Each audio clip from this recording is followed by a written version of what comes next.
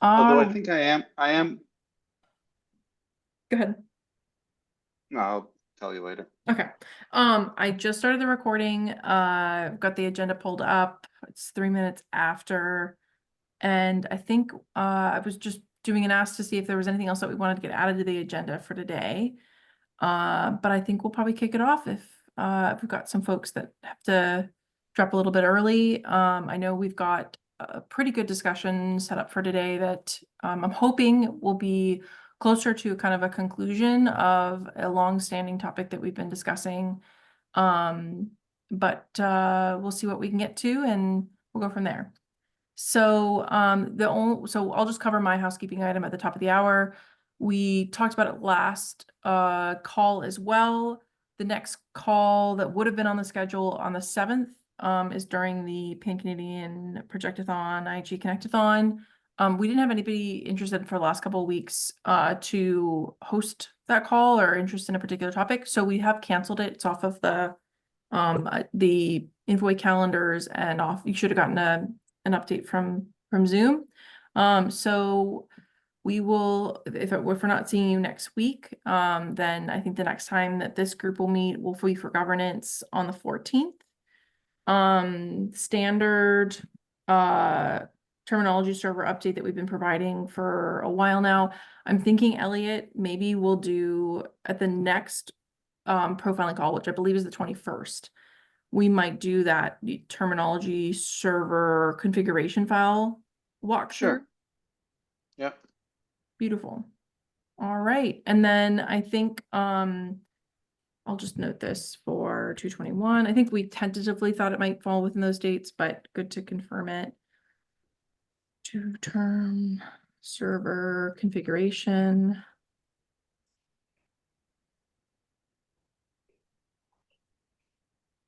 Okay, and then the only other update is I think this is the last day of the virtual working group meeting.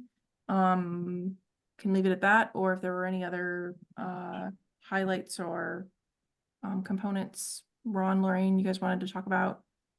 Well, I will say that the feedback is that for a virtual meeting, there was good progress and great work going on. I think they've gotten into the stride a little bit about how to manage a virtual meeting. So there was, when I was sitting in TSC and other places where people reported, there was that positive that came out of it. There were a lot of cancellations last week. And a lot of that comes down to the fact that many of our key participants are constrained by their employer from participating because of what's going on in the US government right now. So that affected a lot of things. And there's some conversations back and forth about how that affects what HL7 does that is funded by the US government, ONC in particular.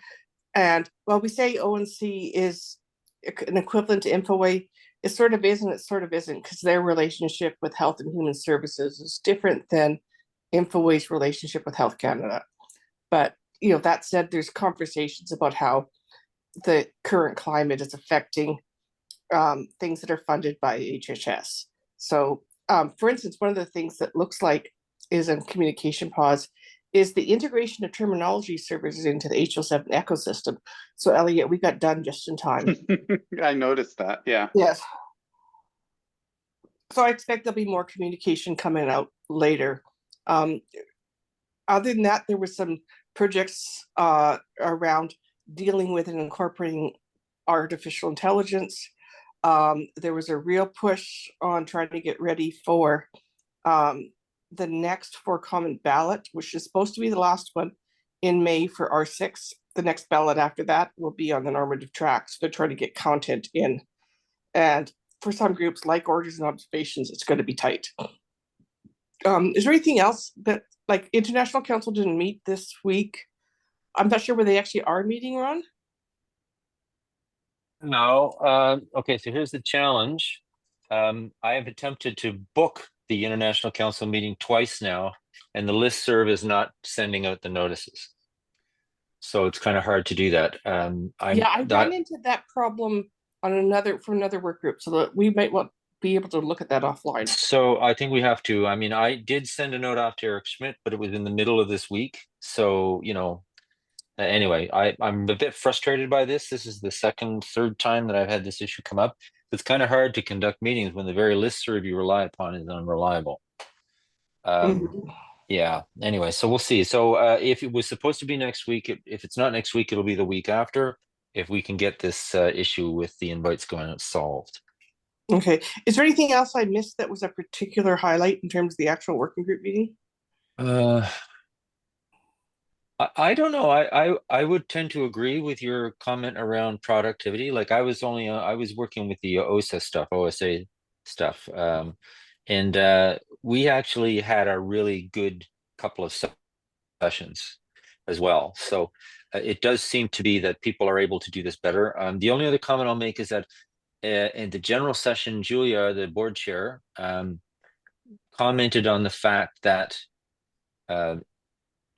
it looks like there's going to be a leaning towards hybrid in the future in terms of WGMs. In fact, they're talking about testing that in September.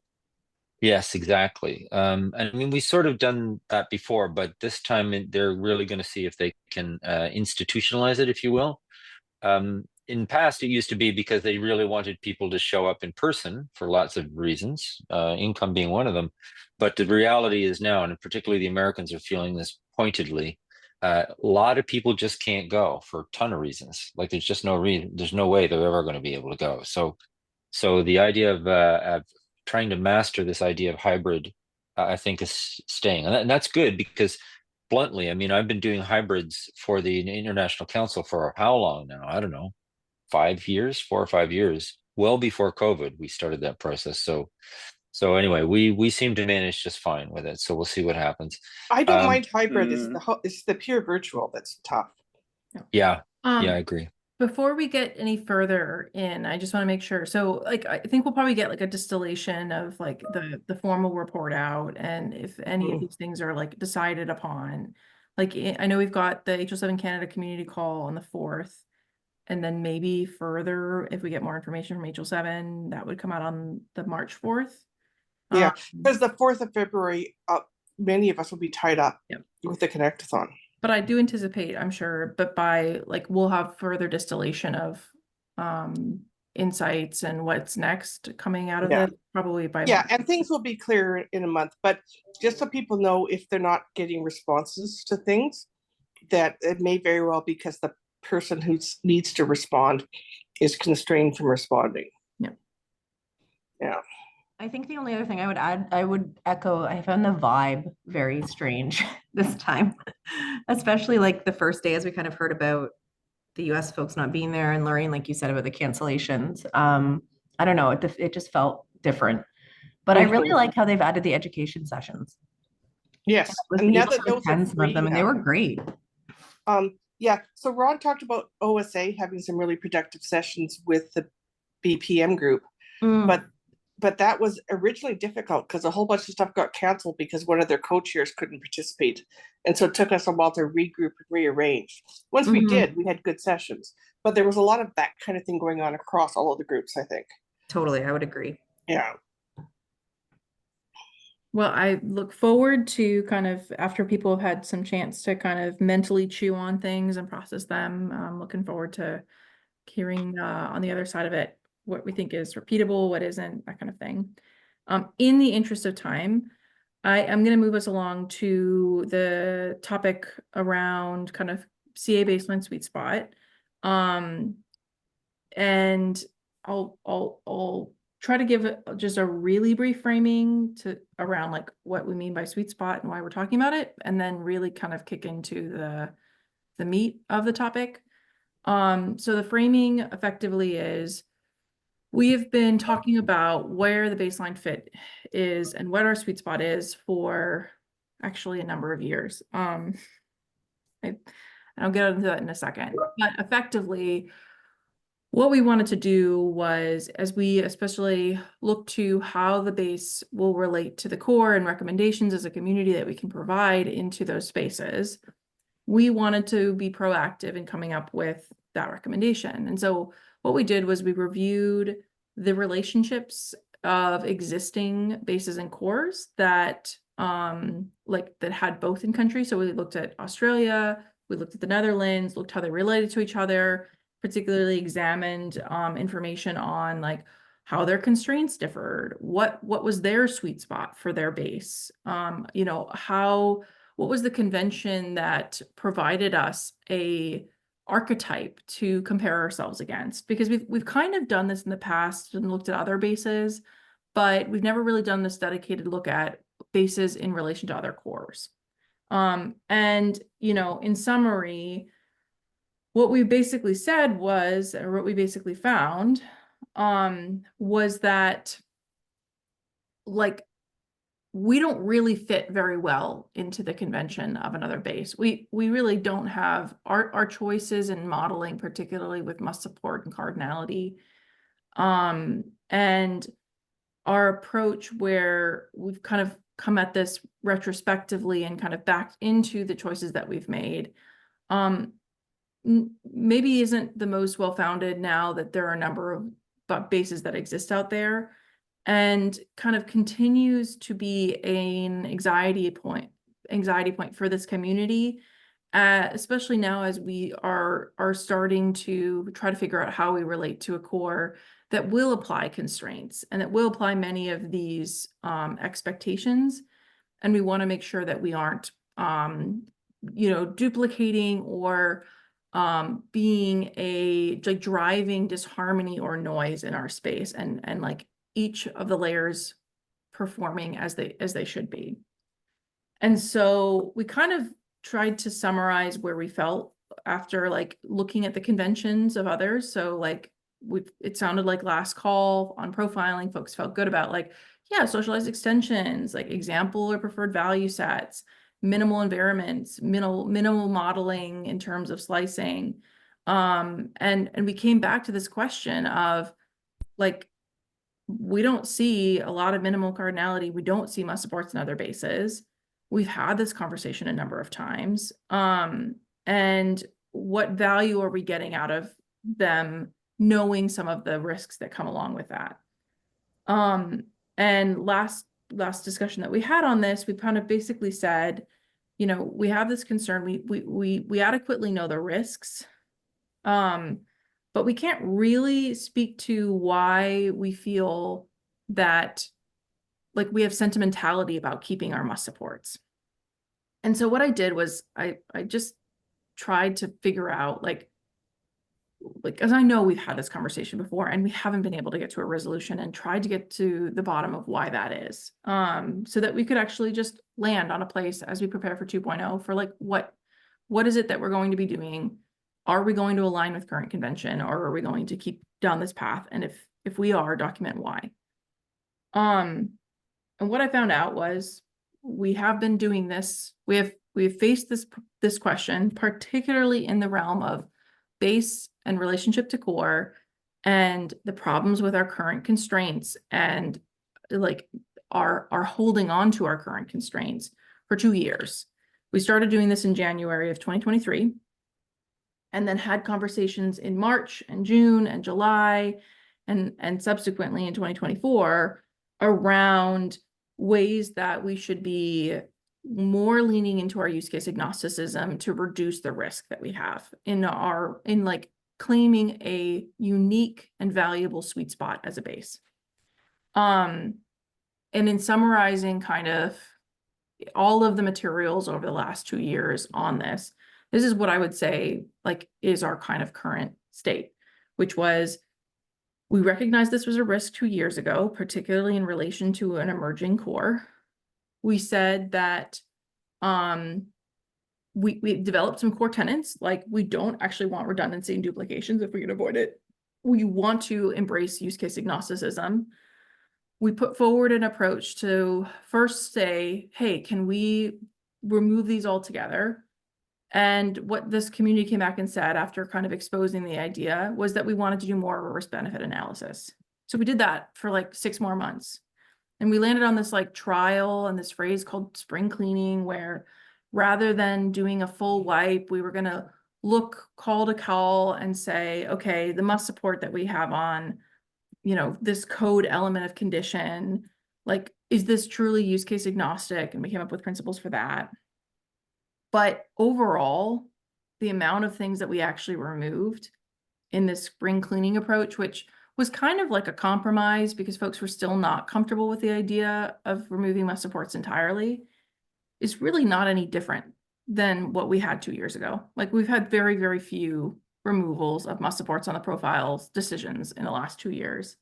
And we still are basically incurring the same risk that we did previously, which was, you know, we aren't following convention. We've further examined that over the last few months. And we are still in the same place where we have this kind of threatened duplication or confusion of where our space is supposed to be in relation to core, which should have constraints. And so in the recognition that we are trying to set forth a plan for 2.0 and that we want to be able to do the work, particularly over the next 4 months, to build towards that and to build towards something that we could potentially ballot that could be potentially useful to guides like core and our implementers. I think we can't keep going around this merry-go-round any longer. And so I want to frame this to governance. I know we can't do a vote today. We said with working group meeting, we were going to hold off on any formal voting.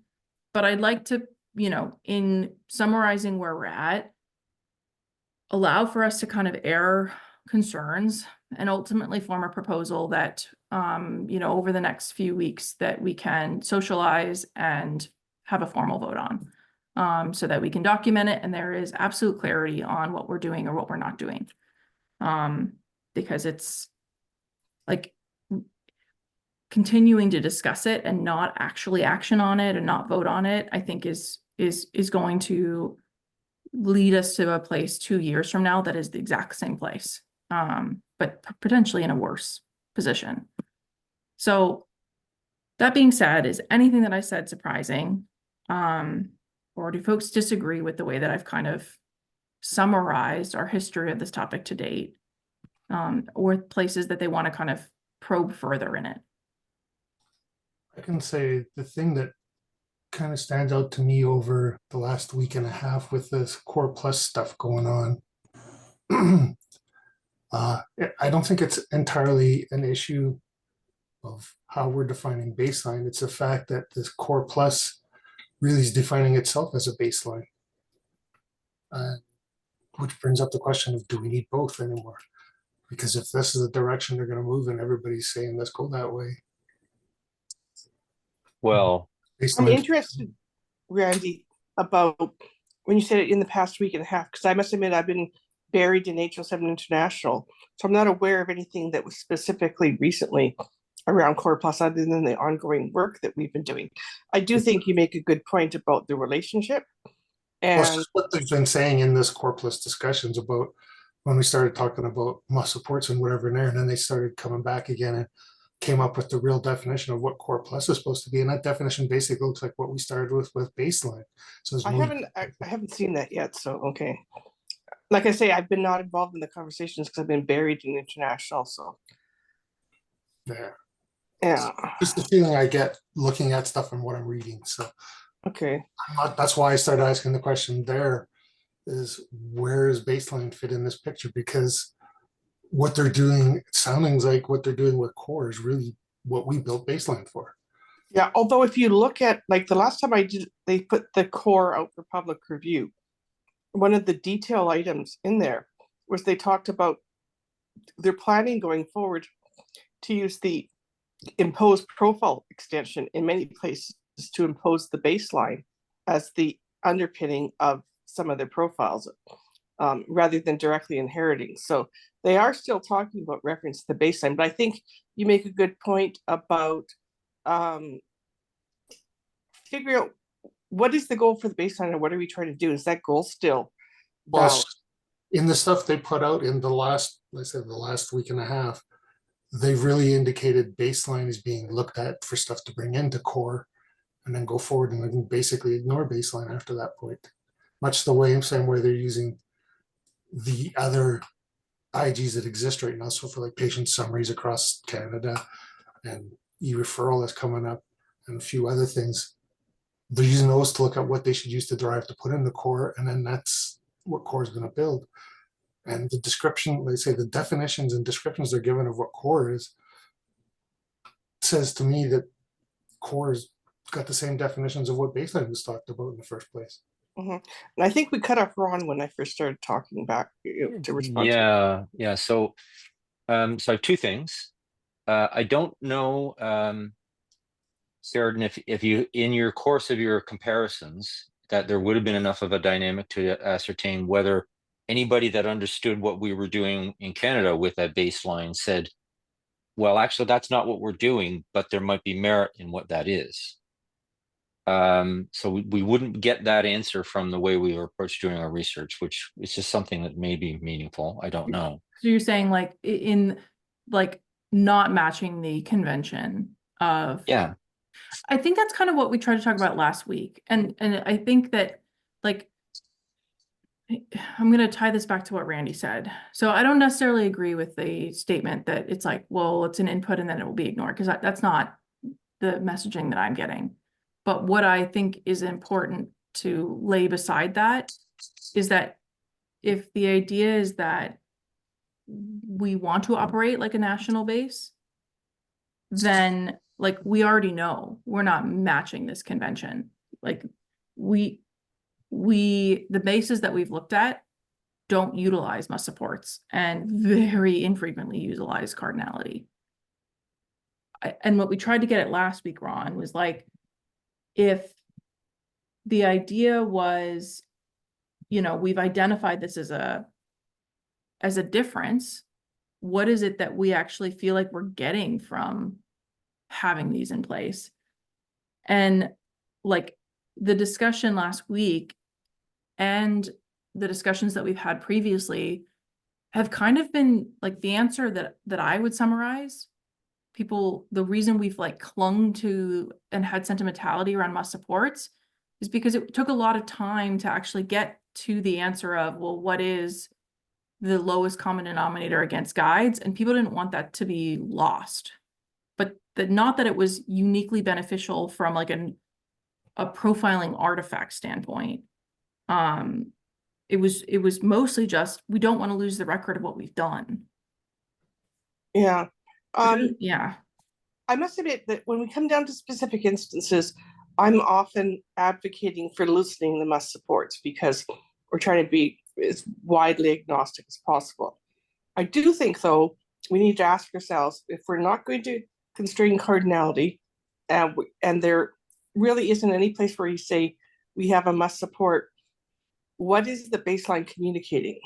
I mean, certainly it may communicate preferred value sets and things, but even then, at a baseline level, being specific on a value set is really difficult. So, because the baseline profiles are there to communicate something to the community. So this is what we said. That we're trying to do. Yeah, last week when we looked at like what does a base do, and what did we like about the sweet spot of other bases that we do think provides value. Yeah, it's harder to read when it's highlighted. Just so sorry. So socialized extensions, example or preferred value sets, minimal invariance, minimal slice modeling. So like that would be like potentially on like identifiers, data model mapping. Sorry, just as Sheridan mentioned, it's very important. I just want to bring in, actually, thank you, Sheridan, just bring in data model mapping. And because CA core does split in two streams. One is a data model, another one is a FHIR profiling stream. In that matter, my thought specific for the benefit, or you got a sweet spot, whatever call it, for the CA baseline is should target the data model of the CA core, which is CA CDI. From that point, and utilize the model as a benchmark to review the CA baseline, and to, as Lauren mentioned, may review more specific for those cardinality and must support tag, whatever the constraints that chip in the building inside the CA baseline. And another side, I don't know too much detail about the other core that have been created in a shareable international manner. I do not have this any credit to talk on that matter. Also, as it being said, I do believe the baseline does have its value to stay as long as we could reposition our this IG. And my understanding, we as discussed in the previous in the last meeting, and we not like being banded or bonded or being strictly restricted by those whatever the governance and for the city core. We are kind of a very active community-based, group. In that manner, we could incorporate all those extensions, even that at the very early stage, or not only limited the extension, but all those any use word toolbox. We could incorporate any toolbox that it could be have potential usage in Canada, put inside baseline this body of knowledge. Just my thought, sure. Yielding back. Look, I mean, personally, like I agree with that lens, which is I think the baseline can provide value if it's specifically targeting spaces that allow for us to model realm concepts that aren't otherwise being modeled and enforced. And I like, to me, there is like a really strong argument for that, but there isn't a strong argument for what we're trying to do with this must support thing. Like please, anyone share it, because I keep posing this challenge and I have yet to hear any reason why we would want to keep that in our sweet spot. Well, if I'm allowed to give a little more time, and I would point two things and I would like to share first. And again, we need to go back to the CACDI data model, say, okay, use it as a benchmark to reveal all those constraint tag or variants. If this is a must support being required in that data model, we will keep it. If not, we might just remove it. This is only my personal opinion for your consideration.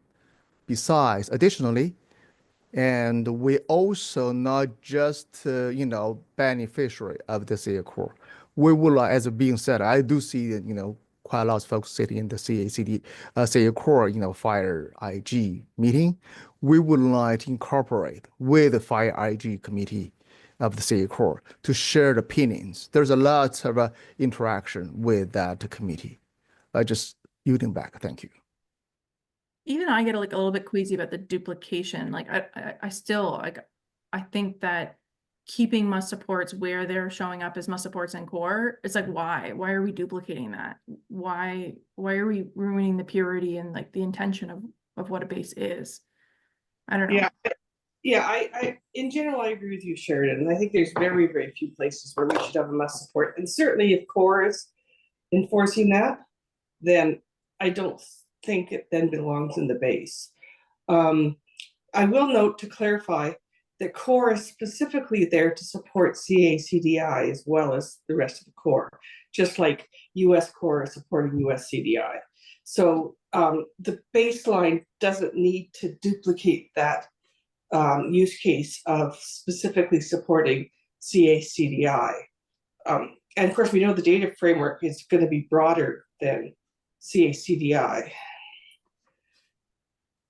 The PCHDCF, yeah. And we kind of talked about that as like maybe being like a future sweet spot for us to explore, whether or not like the modeling from that is helpful beyond just realm details like identifiers and naming systems. But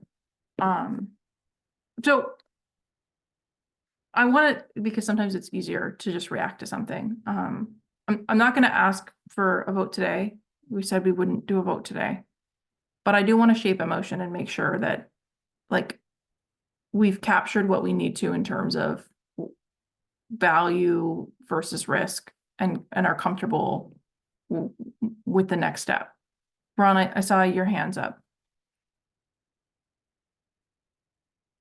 Yeah, okay, I just had to come off mute. Okay, so I just want to share a couple of things in terms of my thinking.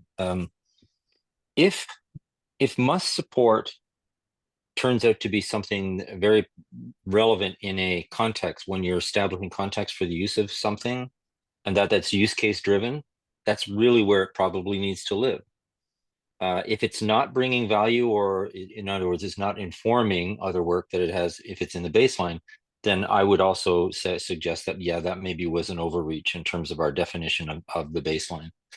I don't think it negates the baseline, but the thing we're trying to solve with baseline is not just theoretical. And let me explain how I'd come to that conclusion. Where I used to, and I'm no longer on the US Realm Steering Committee.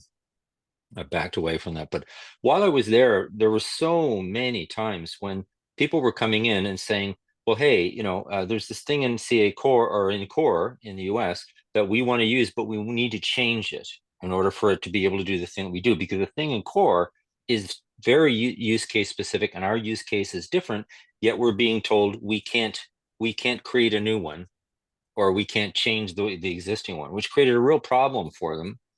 And I remember when the chair of US Realm came in and sat in one of our meetings one time when we were talking about baseline, and come up to me later and he says, he says, there's a lot of merit in what you guys are doing, because where we faced, not at the outset, but later, as more use cases came on and people wanted to do things that we had sort of prematurely constrained, if you will, from core, what we called Core as being our basis for everything that went forward, we realized maybe we made a mistake there. Maybe we should have just pulled out, so that we could give that space to people to be able to say, yeah, that's your use case, but our use case is this. We don't want to contaminate the work that you've done in terms of the specification that you've done, but we do want to be using a common foundation in terms of how we understand the concepts, so that people just don't go away and roll their own, basically, that they have that sort of touch point. So that was sort of my understanding. Now, if what's happening in Core, and the other thing I want to stress is that while I appreciate that Core is creating a language that seems to be the same thing as baseline, doesn't mean it is. I mean, it's asserting that this is the foundation upon which all things occur. But again, my uneasiness about that is if that's use case centric, will we find ourselves in a place where US Realm found itself? And we might not. We might not. It depends. The thing that we have in Canada that they have a bigger issue with is that our footprint, if you will, in terms of the number of people doing things is much, much smaller. So they had a greater problem. Also, they made choices in Core well before some of the other versions of the FHIR resources, et cetera, came out, which also has constrained things a bit. So I don't know. I think we shouldn't be saying things in baseline if they're just inevitably going to be redone in any thing that's called Core. That clearly doesn't make sense. But I am a bit, but this is a theoretical perspective, not necessarily a practical one, that there's virtue in identifying at least how do we represent concepts from a Canadian perspective in terms of what's there and what isn't, without having to go through must support. In other words, let the use case specify must support. But in terms of how do you create a construct for things that are Canadian in the way that we think about the data that we use, that we want typically in that case, it seemed to me that baseline was a good way to do that without forcing it into a normative thing.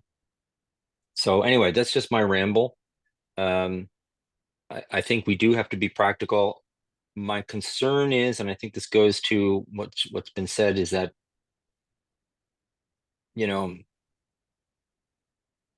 it may not be so much a problem of must support in terms of the way the definition of the way is working. It may just be simply that Core still insists to think of itself as the fundamental element, and that anything else that's coming out of baseline is just a convenience, perhaps. So it's part of the way this topic is being treated at a national level as well that I think is problematic. Having said that, this is all theoretical in terms of its benefit.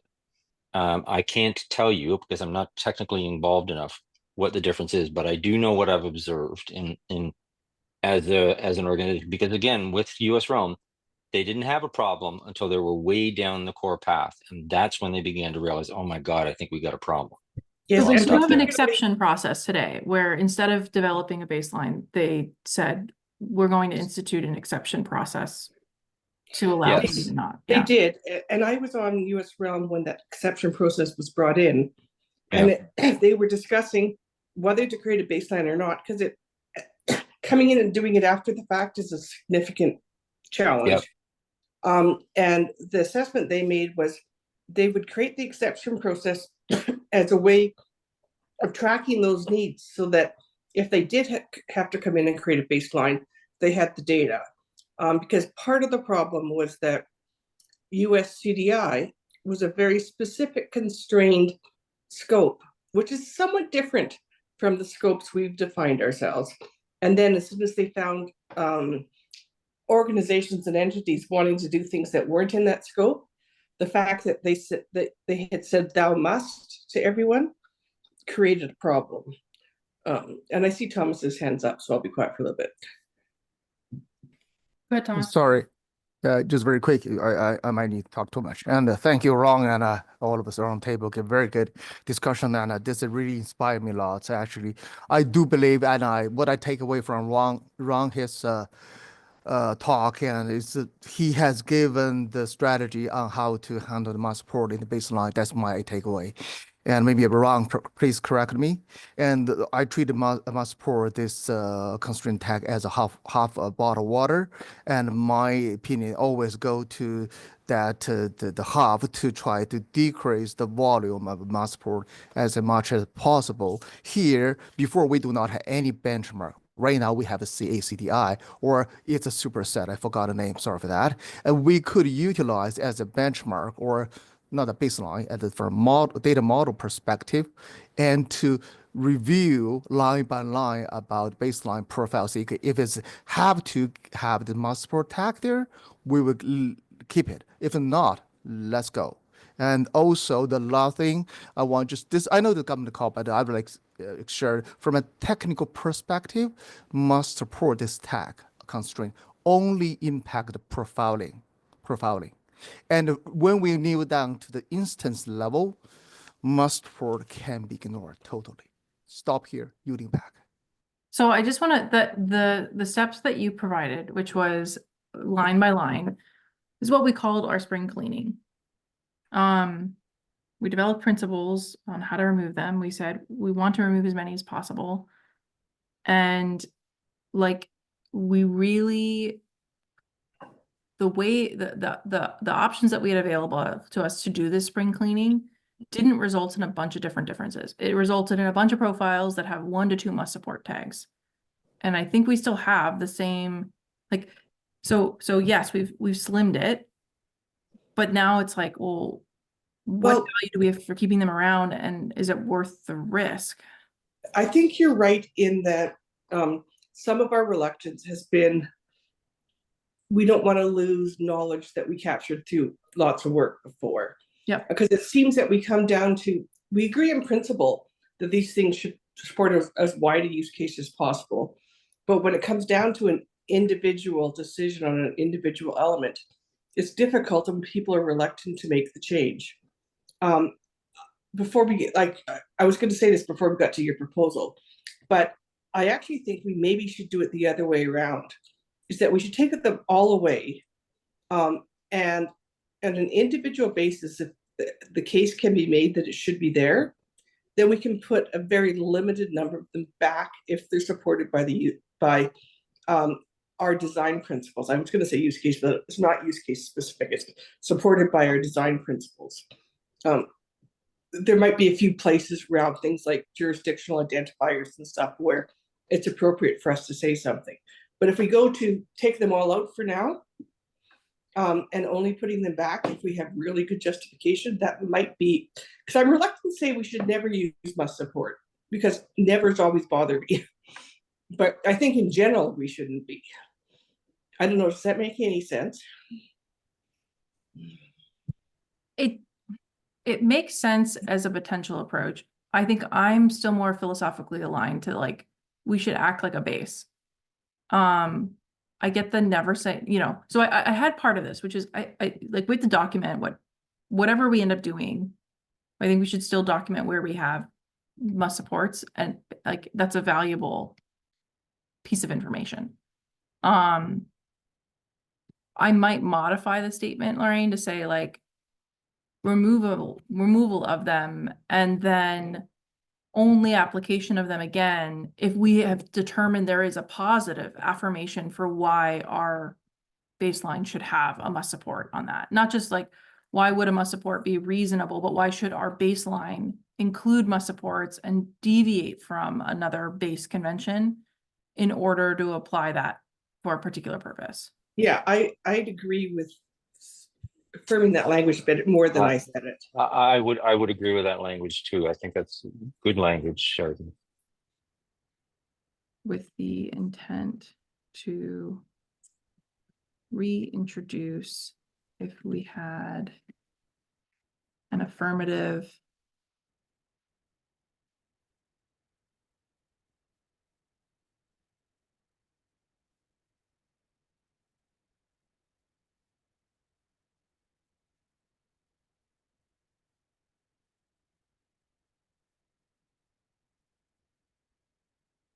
so like this affirmative position on why to provide. Oh, so I'm going to put unique value because I think that that's an important, like when we said we don't want to duplicate it, it's what is it that this would provide us uniquely as somebody in the position of a base, with this addition of making sure that we're noting our current state in 1.2 of anywhere we have must supports. And I put a little thing about like date and maturity level, because there's some like Encounter has so many must supports because we haven't actually done a ton of due diligence reviews against it because we don't have examples in Canada that use Encounter. Yeah. And I might qualify the provide unique value in the baseline to include supporting or aligning with the design principles we've set for the baseline in terms of the goals, right?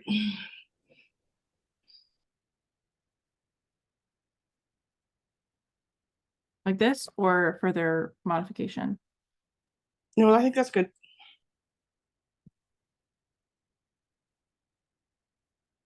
Does the knowing that we're still going to document this and post it and make it available and potentially share it with people that care about it, does that seem like a good way to not lose the work that we've done and to not lose the information before we put out 2.0?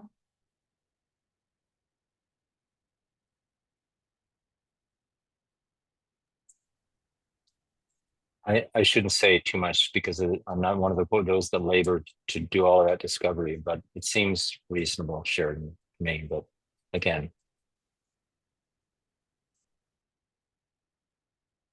Is there other framing that we would want to apply here? Thomas, I see your thumbs up. Basically, my goal would be to be able to put this forward as a motion on our next governance call. So getting to a point where we're like, yep, this seems like reasonable. We've discussed what we have to, and this could go to a vote and provide folks also time on the forums to be aware, provide feedback, and allow us to go to the and like an actionable conclusion on the 14th. And note, I only am tackling must support right now. Cardinality, I think we've gotten in a few places. We could talk about it as a separate motion, but I thought it would be helpful to keep them separate.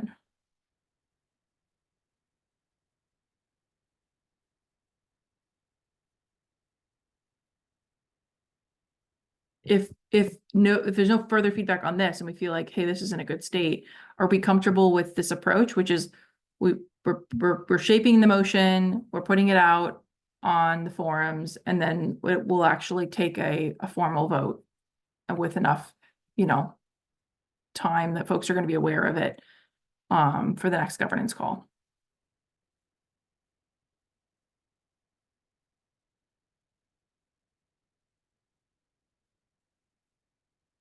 I think that's a pretty standard process. If we've socialized on the forums and told people when the vote will be, then if they object, they have an opportunity to. Yeah, right. And we've met the burden of due diligence for an SDO, basically. So as if we are working like an SDO, I'm encouraging us to think of those principles. So So I think, and I also hate to just leave silence. That question is asked like I shared. So I think we're good. I think this is the right thing to do, and I think the approach you're taking is sufficient. Okay. And if you think of a change to the proposal, I mean, you can respond to it on the actual form itself. So there's still time to obviously shape and talk about this, but if folks are comfortable with this, I think this is probably what I'll post following the call. Probably in maybe not bullet form, with some framing around it. There is, when we were originally doing this kind of sweet spot discussion, I had a bullet that I had also put for like a future discussion around the relation to PCH DCF. But I think one of the questions that I had before this was like, more or less, do we have to make this decision about like what we use as a modeling input before 2.0, or like do we keep this as separate and like work through like getting the issue items in, working through the cardinality question, removing must support, and having that be like, hey, this is what we talked about as current scope, and then in anything that would be like in scoped as potentially net new scope, we would consider something like more for processes post 2.0. So we could kind of get 2.0 out the door as a thing before in scoping kind of new purpose to it. Are there initial reactions to that? To like, this is more around like sequencing. I think this should be in 2.0. The decision about PCH DCF. Oh, sorry, no. I was looking at the top bullet, sorry. Yeah, no, I think the must support stuff should be in 2.0, but the modeling decisions, I don't think we should hold 2.0 up for that. I think that's evolving. I'm more cautious the second one. I agree with Lauren and maybe Elliot as well share. I'm not sure because the PCHDCF is my observation pretty much like parking there, but we need to socialize with their community, the team, to understand their opinion for the future, their vision, and their timeline, so we could dance accordingly with their, release. Yeah, because I also that's the other consideration here, which is to say, like, if we say we're independent in what 2.0 is, and we don't need to necessarily solve some of the answers here right now, we could get 2.0 out whenever we wanted to get 2.0 out, as opposed to like, if we make the choice to in-scope it and then are then having to depend on completing that activity before 2.0 can actually go out the door. Do we think that we need to have, so the proposal I had put together was for, let me find it, specifically for must support. And I said, makes sense to compartmentalize it because I think like we should be able to look at this from that perspective. Do we think that we need to have a similar proposal that we talk about on the next, or either start to shape now or start to shape on the next governance call around cardinality?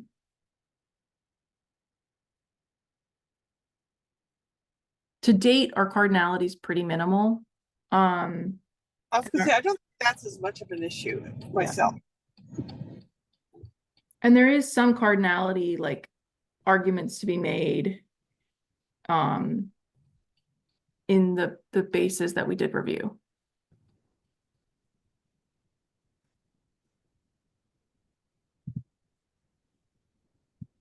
I almost think that's not solve the problem until we know there's a problem. It wouldn't hurt to do a quick review of cardinality just to see where we are imposing cardinality changes. Yeah, I mean, we've done some things, loosening things up, like making practitioner.identifier a 0 to start rather than a 1 to start, for instance, because the use cases demanded it.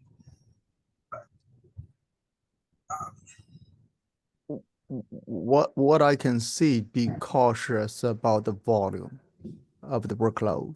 If we only target mass support, then comparatively, this is a small amount of work. But if we bring the cardinality review in the scope, the volume of the work will be significantly increased. Well, we should be able to do something automated to determine where we've made cardinality constraints relative to the international base.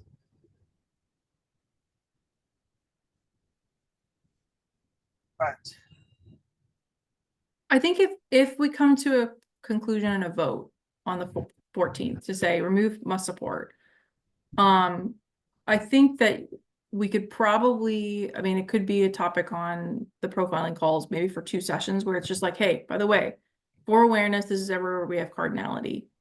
I think, Lorraine, I like what you said. It's like, if it's not a problem, which right now, based on convention, it's not necessarily a problem unless we find out, hey, we have actually placed some things more at the parent level and put some things into mandatory that maybe shouldn't be mandatory.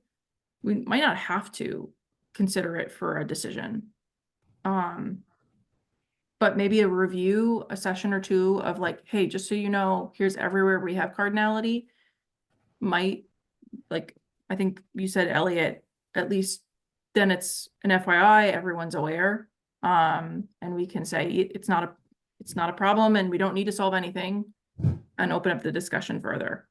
I think one of the big things we should look at is our data types, like identifier and things, to see if we're happy with those are.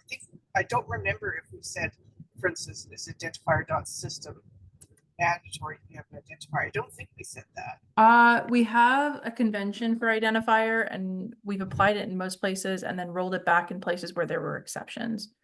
Yeah. But particularly things like the data types, I think those are far reaching. In some cases, I suspect the reason we haven't had problems in some of the things, we refine things like patient and practitioner a fair bit because they're getting used. I actually don't know how much use we have right now of some of our other profiles, so they're not necessarily tested in the wild.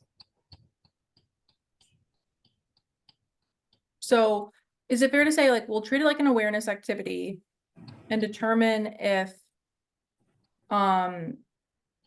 we actually have to get into a larger discussion about whether or not changes have to happen in the way that we're approaching cardinality? From operational perspective, I would say maybe just targeted how to lose all those cardinality constraints instead of tied up in that manner, so we can make this cardinality review work as a little bit easier and also doesn't have a significant negative impact to the C baseline profile as a whole. Is this something we want to do before 2.0 in terms of cardinality? My gut feel is to keep 2.0 as tightly scoped as possible so we can get it out.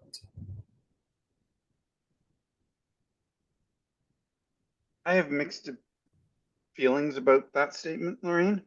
I know, it's just a gut reaction. I don't know if it's fully valid, justified or not. I feel we're going to break a lot with 2.0 simply because of the URL issue. Yes. And so if we're breaking things, Might as well get them all broken. let's break as much as we can at once rather than doing it, dribbling it out. That's true, although cardinality, loosening cardinality constraints is not really a breaking change. Right.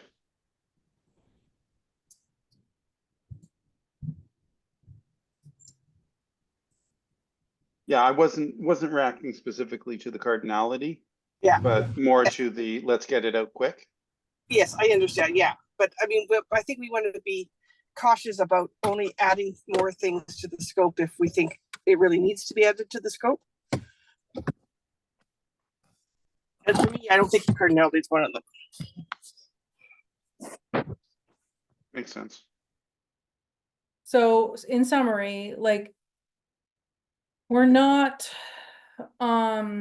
excessively keen to make large cardinality principle changes part of the scope for 2.0.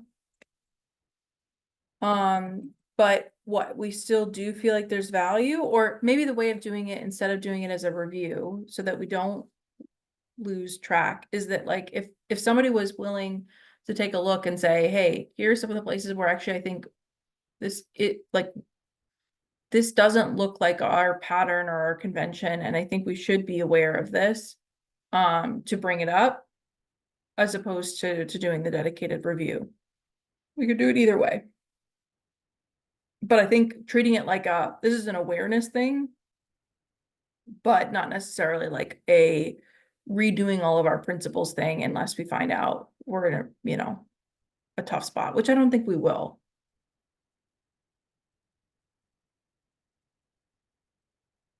What's folks' preference? Do we want to dedicate a session or two? And I'm saying we dedicate a session or two, but likely it will go into like that session coverage agenda on cardinality, as an awareness activity.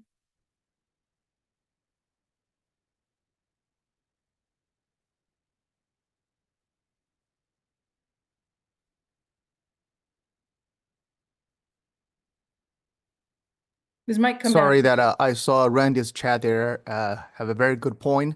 May we consider to bring that his point to the next governance call. Thank you. Let me see. Let's see. Does it make sense that there might be more than one candidate core? Well, maybe we can frame this a little bit more, Randy. Like, can you send me an email? Because in my mind, I think the idea is that what we're trying to say is that there are places that have bases and cores, and bases look like this and cores look like this.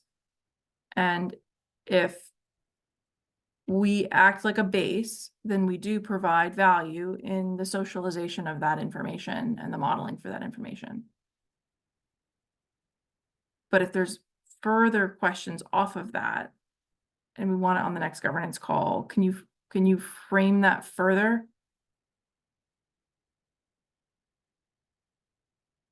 Maybe over email. But it's just that I see this and I'm stuck, because if we're not envisioning really that there's more than one core, what I see is people are going to go look at core. They're never going to look at baseline for whatever's down there. So what do we need baseline for? And I mean, once you've pulled all the baseline information into this core, is there any real justification keeping baseline around? I mean, potentially, but we're then going to see more than also, one core, then there is. But if there's only ever one core, it all depends. I think that there are some real values to having some of the data modeling. Like, data modeling is noisy, right? And like, we know, and we've experienced from trying to have people reprofile from the core, that like when you have when you derive a profile off of something that has a bunch of slices, it's really hard to deal with that. But sometimes slicing can be a helpful informational component. And if you're not planning on deriving from the baseline, having slices and examples and information can be valuable. So I don't know if we know yet whether or not that component is going to be in the core, but we know that that's present in other bases, and that their constituents are seeing value from that, from separation and abstraction of all of that modeling from their core profiles. That's what I'll say. But again, it's probably like, if we can kind of frame that in the, what can the baseline impact? Maybe that we can add that to the call on the 14th as well. well, there's that, and there's also the issue of just how does this core view itself and what they're saying. So anyways, I'll try and see what I can put together for. Yeah. And I'm sure like in the next 2 weeks also we'll have more information too. So it'll be a shaping topic. Yep. All right. Well, then I am going to put this proposal out on the forums, and I will see some of you next week, and I will see all of you, hopefully, if you care about this topic, on the 14th. All right. Thanks, folks. Have a great weekend. Have a good Connect-a-thon.